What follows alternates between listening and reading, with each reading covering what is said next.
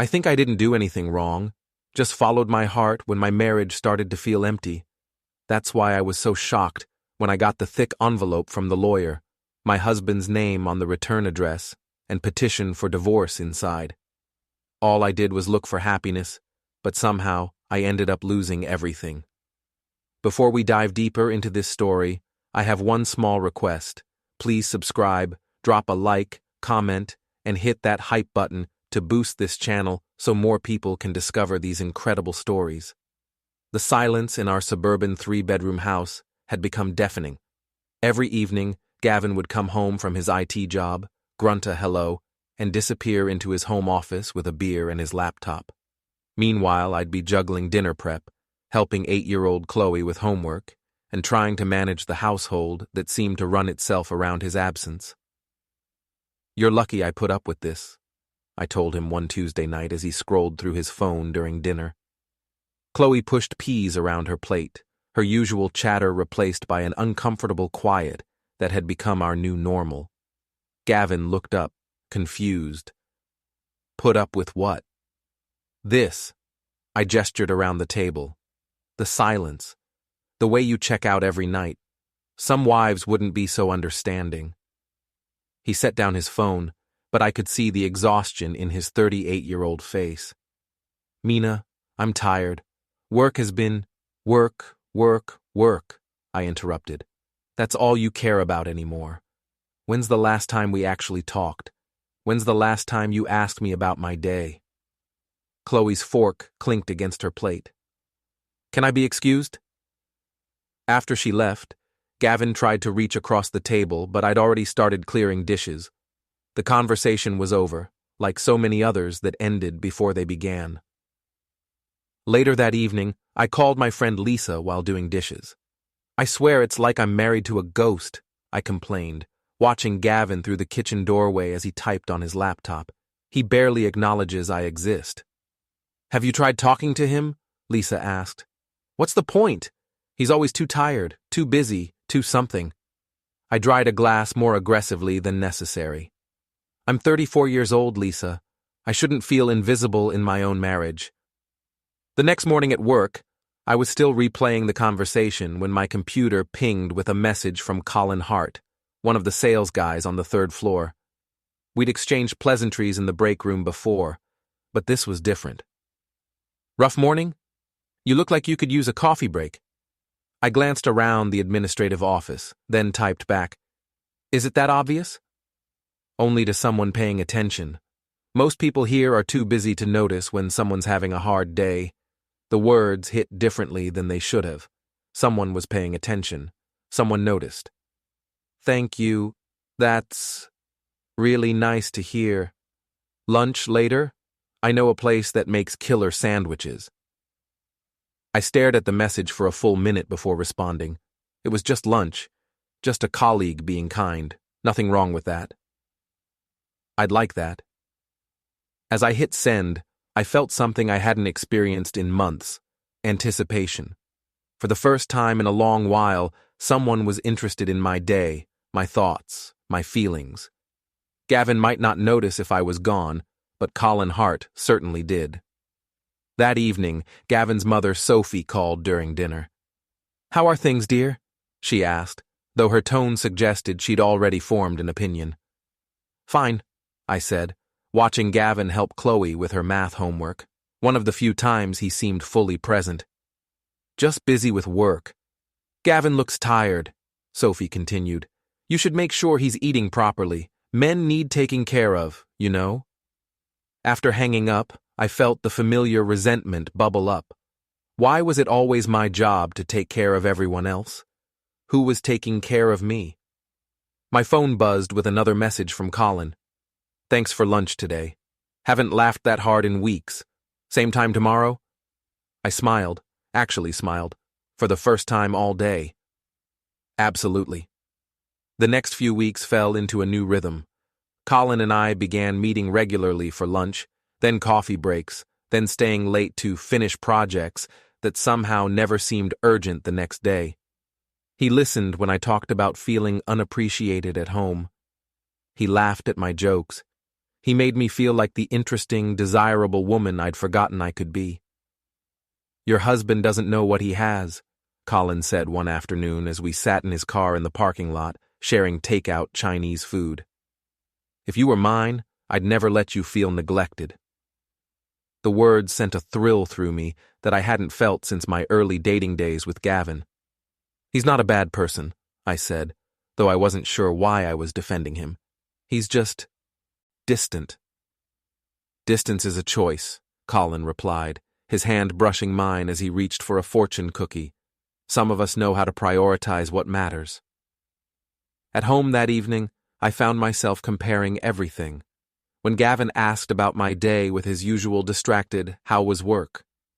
I thought about how Colin asked follow-up questions, remembered details from previous conversations, actually cared about my answers. "Fine," I told Gavin, the same response I'd given for months. He nodded and returned to his laptop. Lisa noticed the change immediately. "You're glowing," she said during our weekly phone call. "New moisturizer?" "Just feeling better about things," I said, which wasn't entirely a lie. "And Gavin? How are things at home?" I paused, twirling my wedding ring around my finger. "The same. He never listens anyway, so what's the point of trying?" "Mina, that doesn't sound—" "Look, some marriages just run on autopilot," I interrupted. "We're comfortable. Chloe's happy. Sometimes that's enough." But even as I said it, I knew it wasn't true. I wanted more. I deserved more. The texts with Colin became more frequent, more personal. He'd send me funny memes during boring meetings, ask about my weekend plans, compliment photos I posted on social media. It felt harmless, just friendship, really.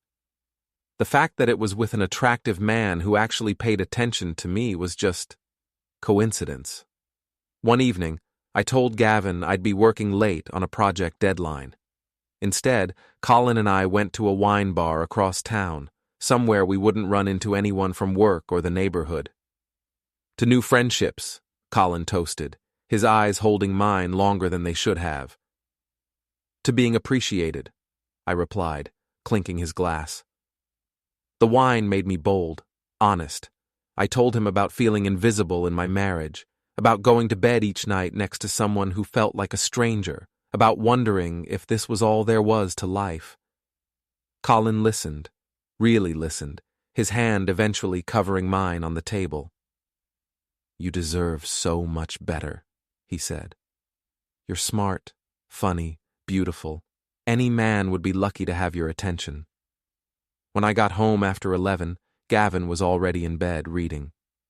"How was the project?" he asked without looking up from his book. "Productive," I said, the lie sliding out easily. "Very productive." The next morning, I found an unfamiliar receipt in my jacket pocket, the wine bar. I'd forgotten to throw it away. As I crumpled it up, I didn't notice Gavin watching from the kitchen doorway, his coffee mug frozen halfway to his lips. But I should have been paying attention, because while I was focused on feeling appreciated and desired, I was missing the signs that my carefully constructed narrative was beginning to unravel. Gavin might have seemed distant and distracted, but he wasn't blind, and he certainly wasn't stupid. The receipt disappeared from the trash that night, along with any illusion that my secret was as safe as I thought it was. The monthly dinner with our friend group had always been Gavin's idea, but lately I'd started looking forward to them for different reasons. It was a chance to be social, to feel attractive and interesting around people who weren't my husband. We met at Romano's, our usual spot, 3 couples who'd known each other since college, plus Lisa and her boyfriend Mark. I'd spent extra time on my makeup and chosen a dress that made me feel confident. "Mina, you look fantastic," said Janet, Tom's wife. "That color is perfect on you." "Thank you," I beamed, noticing how Gavin barely looked up from the menu. I figured it was time to make an effort. Some of us still care about appearances. The comment was meant for Gavin, who was wearing the same polo shirt he'd had for 3 years, but he either didn't catch it or chose to ignore it. As we ordered drinks, the conversation turned to work, and I found myself talking about Colin without thinking. My colleague Colin says the funniest things. Yesterday, he called our boss the office vampire because he only comes alive after sucking the energy out of meetings. Everyone laughed except Gavin, who was studying his water glass like it contained the secrets of the universe. Colin sounds like quite the character, Lisa said carefully. You mention him a lot lately. Do I? I laughed, feeling heat rise in my cheeks. Well, he's one of the few people at work with a sense of humor. Unlike some people I know who think entertainment is spreadsheet optimization. This time, the silence was uncomfortable. Gavin's jaw tightened, but he still said nothing. Tom tried to change the subject to sports, but I was on a roll. The wine had loosened my tongue, and months of frustration came pouring out in the form of jokes at my husband's expense. Gavin's idea of romance is asking if I want him to pause his show while I talk, I said, earning nervous chuckles. Last week I told him I was thinking of getting highlights, and he said, "Whatever makes you happy, honey," without even looking away from his laptop. Mina, Lisa warned quietly, but I was too caught up in the attention to stop. I swear, sometimes I think I could disappear for a week, and he'd only notice when he ran out of clean socks. The table fell silent. Gavin set down his fork and looked directly at me for the first time all evening. "Are we done here?" he asked, his voice dangerously calm. "Done with what? I'm just sharing funny stories about married life." "Right. Funny." He signaled for the check. "I think Chloe's babysitter needs to get home." The drive home was arctic. Gavin's knuckles were white on the steering wheel, and I could feel the anger radiating from him in waves. "What's your problem?" I finally asked as we pulled into our driveway. "My problem?" He turned off the engine and faced me. "You humiliated me in front of our friends." "I was just joking around. Everyone was laughing." "They were laughing at me, Mina. There's a difference. Maybe if you gave me something positive to say about our marriage, I wouldn't have to make jokes." He stared at me for a long moment. "When did you become so cruel?" The question hit harder than I expected, but I deflected with anger. "When did you become so sensitive? I can't even have a conversation without you taking everything personally." Inside, we paid the babysitter in tense silence. After she left, Gavin checked on Chloe, who was supposedly asleep but had clearly been listening from the top of the stairs. "Why were you and Mommy fighting?" she asked him, her voice small. "We weren't fighting, sweetheart. Just having a discussion." It didn't sound like a discussion. Later, as I got ready for bed, I caught Gavin watching me in the bathroom mirror. "What?" I asked. "Who is he?" My blood went cold. "Who is who?" "Colin, your work husband, the one you can't stop talking about." "He's just a colleague, a friend." "Right." Gavin's voice was flat. "Just a friend who makes you glow when you talk about him and gives you material to mock your actual husband. You're being paranoid." "Am I?" He stepped closer, and for a moment, I thought he was going to confront me directly. Instead, he just said, "Be careful, Mina. You might not like where this road leads." That night, I lay awake, listening to Gavin's steady breathing beside me, wondering if he really knew something, or was just suspicious. Either way, I'd have to be more careful. What I didn't know was that while I was planning how to better hide my relationship with Colin, Gavin was in the kitchen, quietly going through my purse and finding the wine bar receipt I thought I'd thrown away. The receipt that proved I'd lied about working late. The receipt that confirmed everything he'd started to suspect. Colin began pulling away after the dinner incident, claiming he needed to keep things professional.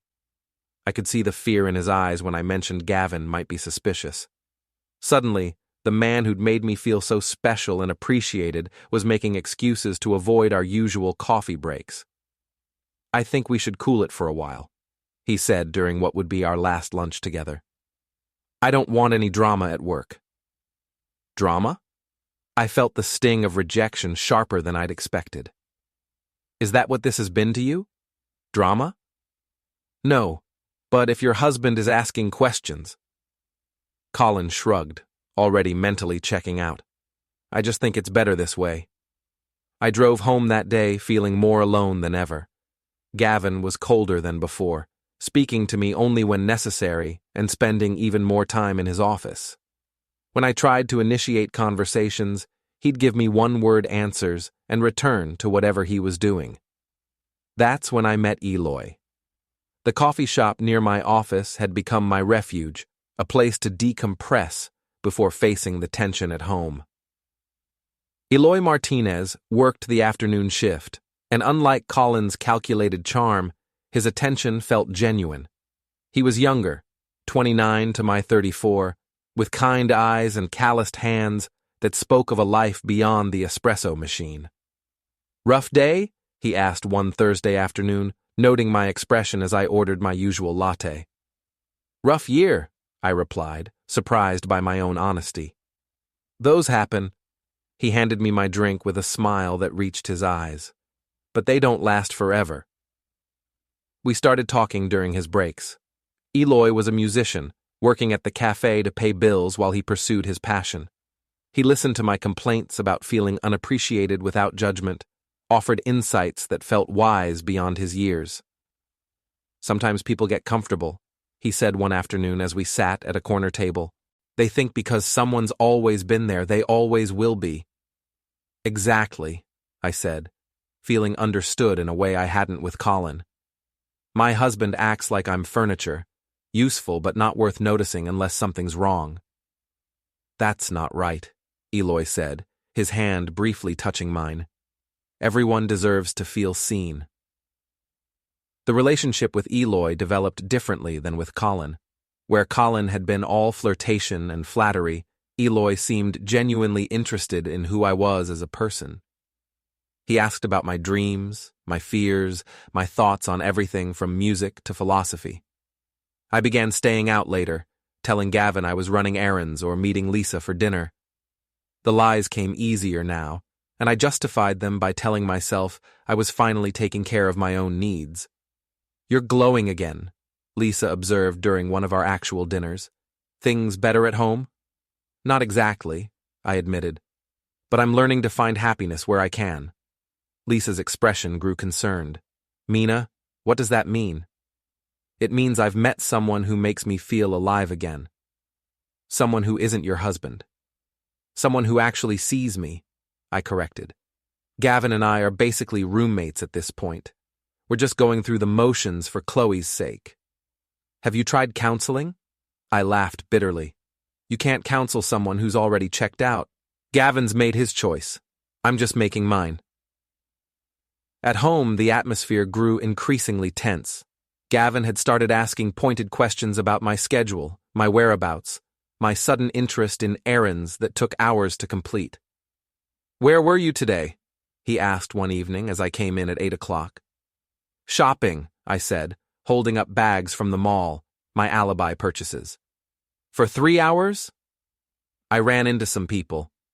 We got coffee." The lie mixed with truth, a technique I'd perfected. Gavin's 16-year-old nephew Jesse had been staying with us more often since his parents' work schedules changed. I noticed him watching me sometimes, his young face serious beyond his years. Like his uncle, Jesse was quiet but observant. One evening, I overheard him talking to Gavin in the kitchen. "Uncle Gavin, is everything okay with you and Aunt Mina?" "Why do you ask?" "She seems different, and you seem sad."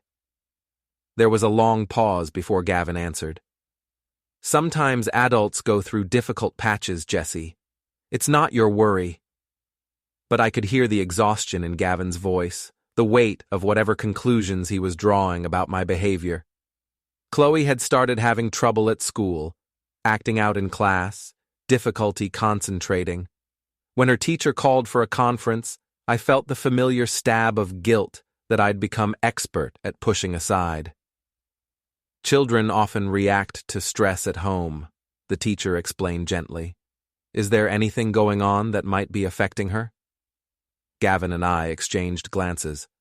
"Just normal work stress," I said. "Nothing major." But that night, as I tucked Chloe into bed, she asked, "Mommy, are you and Daddy getting divorced?" The question hit me like a physical blow. Why would you ask that? Sarah's parents got divorced, and before they did, they were always angry and didn't talk to each other, like you and Daddy. I smoothed her hair, my heart breaking. Daddy and I are just working through some things. Adults sometimes need to figure stuff out. But you still love each other, right? I hesitated a moment too long. We love you, sweetheart. That's what matters. It wasn't an answer, and we both knew it. Meanwhile, my relationship with Eloy deepened. He shared his music with me, played guitar while I listened in his small apartment above the cafe.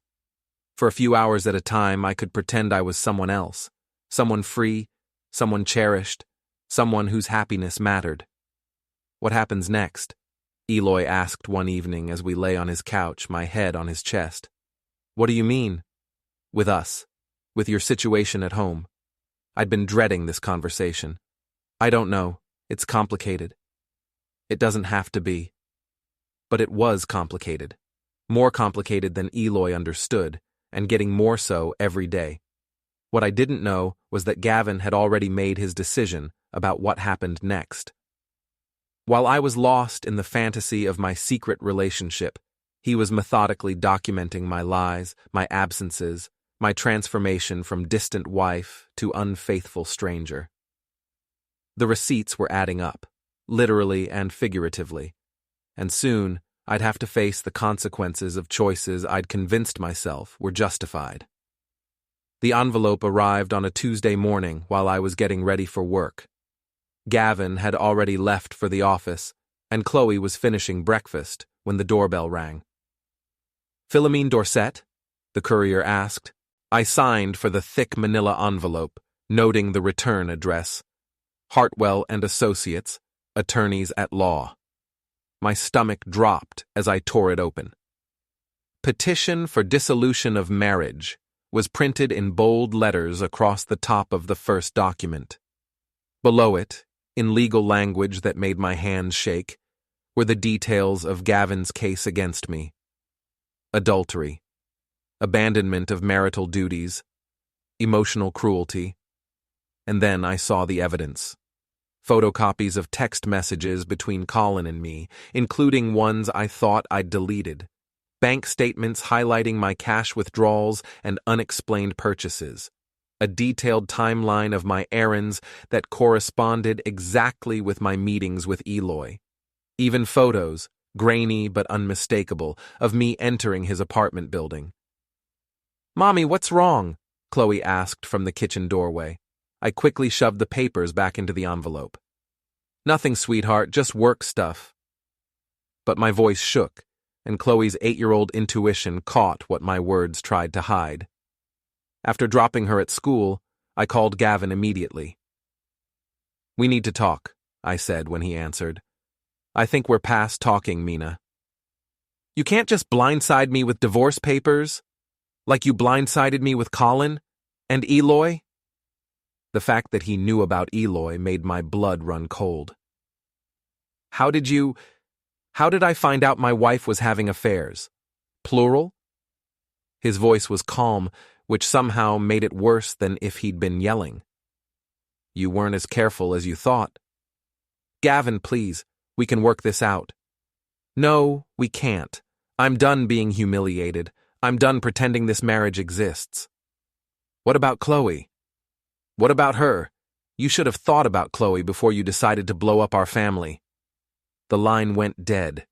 I called in sick to work and spent the day in a panic, calling everyone I could think of for support. Lisa was sympathetic but distant, clearly uncomfortable with the situation. My parents were devastated. "How could you do this to that sweet man?" my mother asked, her voice thick with disappointment. "And to Chloe?" "You don't understand," I said. "Gavin emotionally abandoned me years ago. I was lonely, Mom. I needed someone who actually cared about me." "So you had affairs? Multiple affairs?" "I was trying to save myself." The silence on the other end spoke volumes. Sophie, Gavin's mother, called that evening. Her voice was ice. "I hope you're proud of yourself," she said without preamble. "Sophie, I know you're upset." "Upset? I'm disgusted. That boy has done nothing but love you for 12 years, and this is how you repay him? You don't know what our marriage was really like. I know he's been documenting your behavior for months, trying to figure out how to save his family. I know he's been crying himself to sleep worrying about Chloe, and I know you've been lying to everyone, including yourself." She hung up before I could respond. The next few days were a blur of damage control.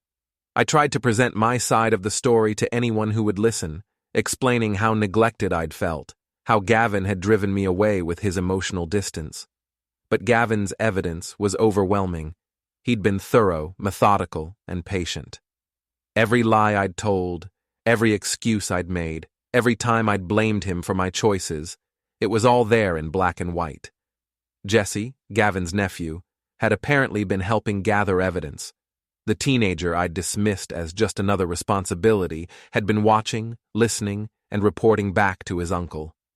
Even Chloe had unknowingly provided information, mentioning my errands and late nights in innocent conversations with her father. When I confronted Gavin at his sister's house, where he'd been staying, the entire family was there. The room fell silent when I walked in. "We need to talk privately," I said. "Anything you want to say, you can say in front of my family," Gavin replied. "They already know everything anyway. You're punishing me for being unhappy in our marriage. I'm protecting myself and our daughter from someone who's shown she can't be trusted. I made mistakes, but you drove me to them." Gavin's sister Rachel laughed bitterly. "Are you seriously still trying to make this his fault?" "You don't understand what it was like," I said, feeling desperate and cornered. "He never paid attention to me, never made me feel wanted or appreciated. I was dying inside." "So you decided to kill the rest of us too?" Sophie asked. I looked around the room at faces that had once welcomed me as family, now cold with judgment and disappointment. These people who had celebrated my wedding, attended Chloe's birthday parties, included me in holidays and traditions. They were all lost to me now. "Gavin, please," I tried one more time. "Don't do this to our family." He looked at me with something that might have been pity. "I'm not doing this to our family, Mina. You already did." A week later, I received the temporary custody arrangement. Chloe would live primarily with Gavin. I would have supervised visits twice a week and alternating weekends, pending the outcome of the divorce proceedings. When I had to explain to my 8-year-old daughter why she couldn't come home with me, why Daddy was living at Aunt Rachel's, why everything in her world had suddenly changed, I finally understood the true cost of my choices. "Did you stop loving Daddy?" she asked, her small hand in mine as we sat in the court-appointed mediator's office. "It's complicated, sweetheart. That's what you always say when you don't want to tell me the truth. Out of the mouths of babes." The courthouse felt like a tomb as I walked through the metal detectors 6 months later. My lawyer, a tired-looking man who'd made it clear he thought I had little chance of success, carried a briefcase that seemed pathetically thin compared to the boxes of evidence Gavin's legal team had assembled. "Remember," he said as we found our seats, "focus on the future, not the past. Express remorse. Show you're committed to being a better mother." But as I looked across the courtroom at Gavin, clean-shaven, wearing a suit I'd never seen before, flanked by his attorney and his family, I felt the full weight of how completely I'd miscalculated everything. The proceedings were swift and brutal. Gavin's lawyer presented the evidence methodically. The documented timeline of my affairs, the financial records showing money spent on my relationships, the testimony from Jesse about overheard arguments and my frequent absences. Even worse were the character witnesses. Chloe's teacher testified about her behavioral changes and academic decline during the period of my affairs. My former friend Lisa, clearly uncomfortable but legally compelled, confirmed conversations where I'd admitted to the relationships and blamed Gavin for driving me away. When it was my turn to testify, I tried to explain how neglected I'd felt, how emotionally absent Gavin had become, how I'd only been trying to find some happiness in a marriage that had grown cold. "Mrs. Dorset," the judge interrupted, "are you suggesting that marital dissatisfaction justifies adultery?" "No, Your Honor, but are you claiming that your husband's alleged emotional distance forced you to have affairs with two different men?" "I'm saying that I was lonely and made poor choices, but I was driven to them by your own decisions," the judge finished firmly. "No one forced you to betray your marriage vows, lie to your family, or prioritize your personal gratification over your child's well-being." The words hit like physical blows. I glanced at Chloe, sitting with Sophie in the gallery, her small face serious and confused. She was wearing the dress I'd bought her for her last birthday, back when we were still a family. Gavin's testimony was devastating in its quiet dignity. He spoke about trying to save the marriage, about the counseling sessions I'd refused to attend, about lying awake at night wondering what he'd done wrong.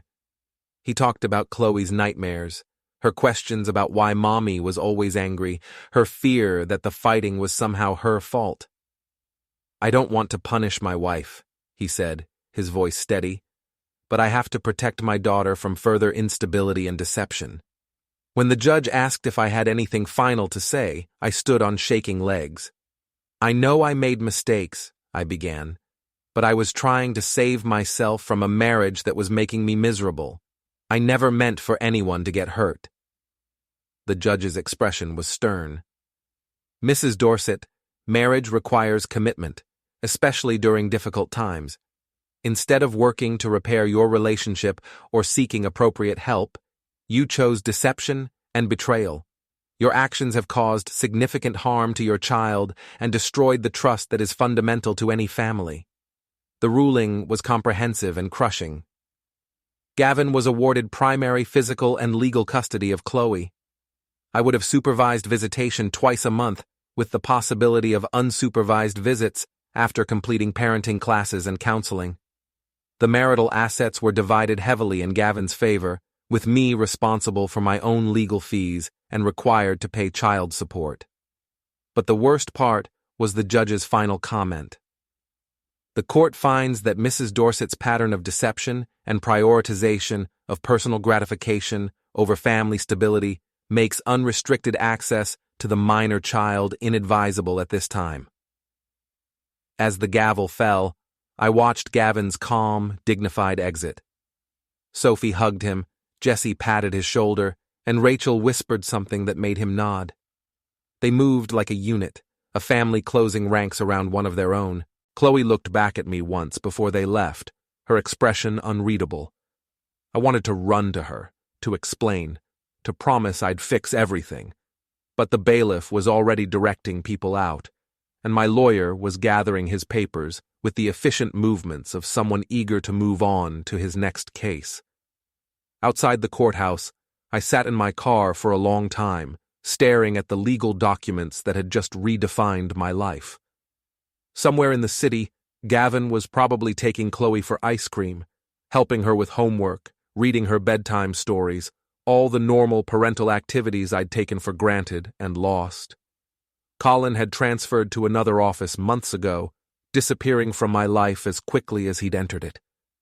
Eloy had moved to Portland with his band, leaving only a brief text about needing a fresh start.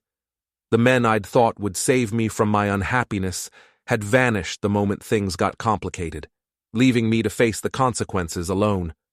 My parents still called occasionally, but the conversations were strained and brief. Most of our mutual friends had chosen sides, and it wasn't mine. The social life I'd enjoyed, the community I'd been part of, the identity I'd built as Gavin's wife and Chloe's mother, all of it was gone. As I drove home to my small apartment across town, I passed the coffee shop where I'd met Eloy. It had new management and a different name. Even that reminder of my choices had been erased, replaced by something fresh and unfamiliar.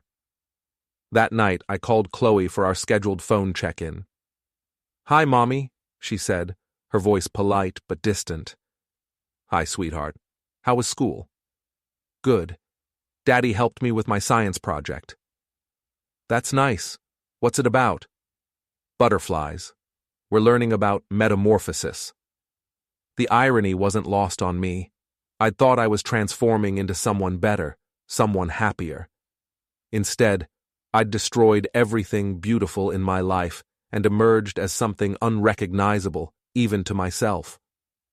After we hung up, I sat in my empty apartment, surrounded by the remnants of a life I'd systematically dismantled. I'd followed my heart, pursued my happiness, refused to settle for less than I thought I deserved. And I'd lost everything that actually mattered.